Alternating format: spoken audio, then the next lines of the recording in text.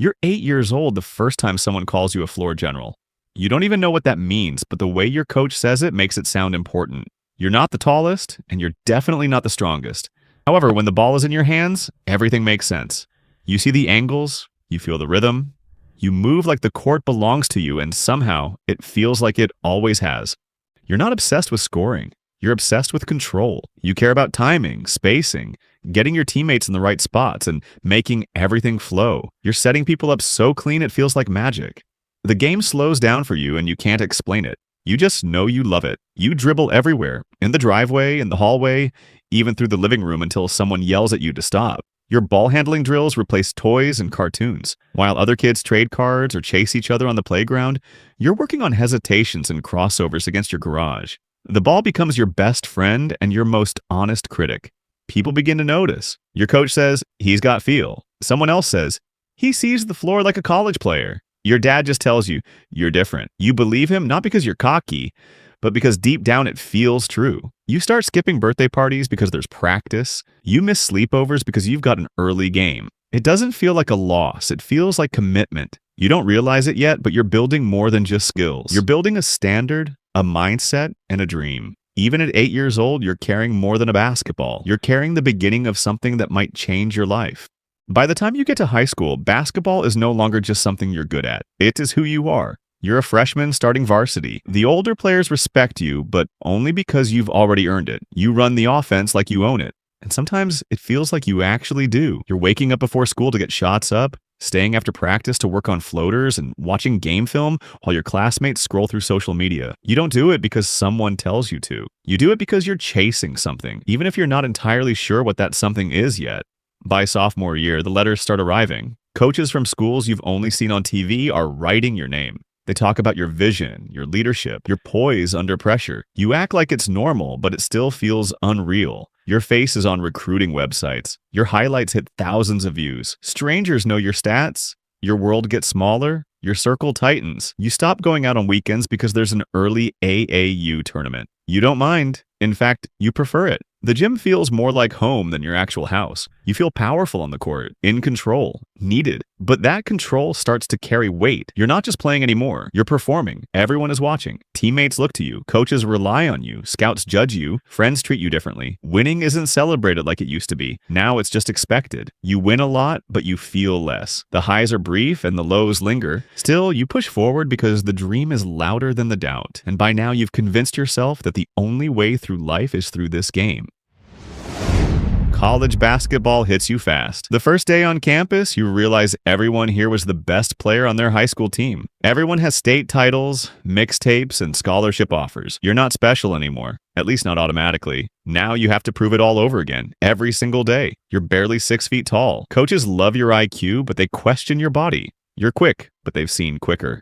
You can shoot, but someone else shoots deeper. You don't let it rattle you, but it sits with you quietly. You start waking up at 5 a.m. to get shots up before team workouts. You lift harder, you run farther. You study game film like it's your major. Freshman year, you don't play much. Maybe 8 minutes a game, sometimes less. You sit on the bench and cheer like it doesn't kill you inside. You clap for teammates who just took your spot. You learn patience. You learn humility. You learn how to lead without being seen. Sophomore year, you break into the rotation. You don't force anything. You play your role. You make the extra pass. You talk on defense. You do the little things most people don't notice, but coaches do. Slowly, your minutes grow. Your confidence returns. You feel yourself becoming essential, but the grind never lets up. Your body starts to ache in ways it never has before. Ankles, knees, hips, always something. You ice and tape and push through. There's no time to rest. If you sit out, someone else steps in. And once you're out, getting back in is twice as hard. You begin to understand that college basketball isn't just about talent. It's about survival. And the only way to stay is to give more than everyone else. Every day. You don't complain. You just keep going.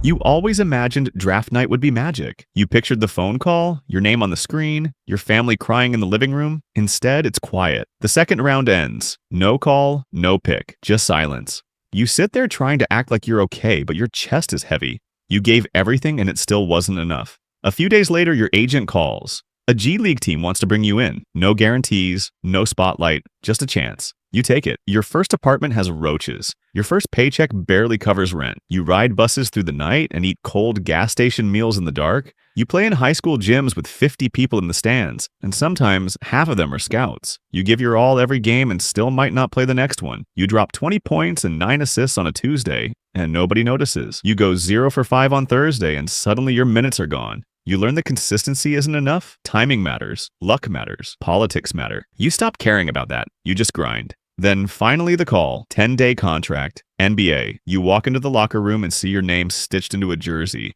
You take a picture but don't post it yet. You don't want to jinx it. You're too focused, too locked in. You check in for the first time and your hands are shaking. The lights are too bright. Your heart's in your throat. First possession, you pass up a shot. Next trip down, you drive and kick. Assistant just like that, it settles. You belong. You thought that would be the ending, the moment you made it. But this isn't the end. It's the start of the hardest part yet.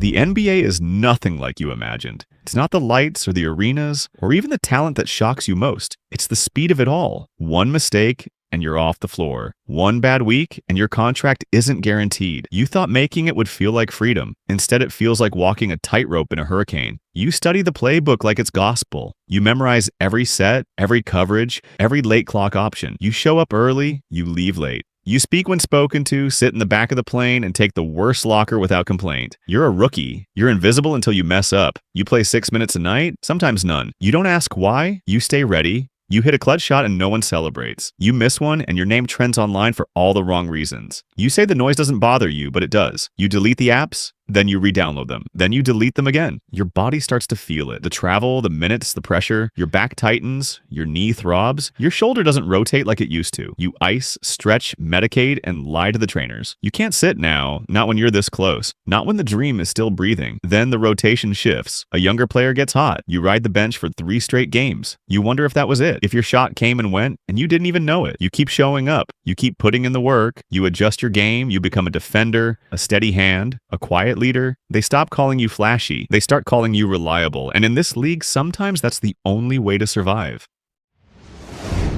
But even survival has an expiration date. There's no announcement, no press conference, no official goodbye. One season ends and the phone just stops ringing. No offer, no invite, not even a text. You keep training for a few weeks just in case. You run the same drills, lift the same weights, shoot the same jumpers, but something feels different now. You're not getting better. You're just hanging on. Eventually, you stop. You become a coach, or a trainer, or just that old guy at the gym who still plays like he's got something to prove. You start teaching kids how to run the pick and roll, how to lead a team, how to be a real point guard. You show them how to call out screens, how to time a pass, how to control the pace. You don't tell them everything. You don't talk about the nights alone in hotel rooms, icing your knees and wondering who you'd be if you walked away. You don't mention the birthdays you missed, or the funerals, or the way you once cried in the shower after a DNP. You don't tell them how deeply the game can cut you. Instead, you smile. You say, nice pass. You say, keep going. You hope they love it like you did, and that maybe, just maybe, the game will be kinder to them. But even now, years later, you still dream about it. The sound of sneakers on hardwood, the roar of the crowd after a big bucket, the silence before the final free throw, the ball in your hands with 10 seconds left and everything on the line. You wake up reaching for your old shoes. That's why being a point guard hurts, because it doesn't just take your body. It takes your time, your peace, your heart. And still, somehow, you do it all again, every single minute.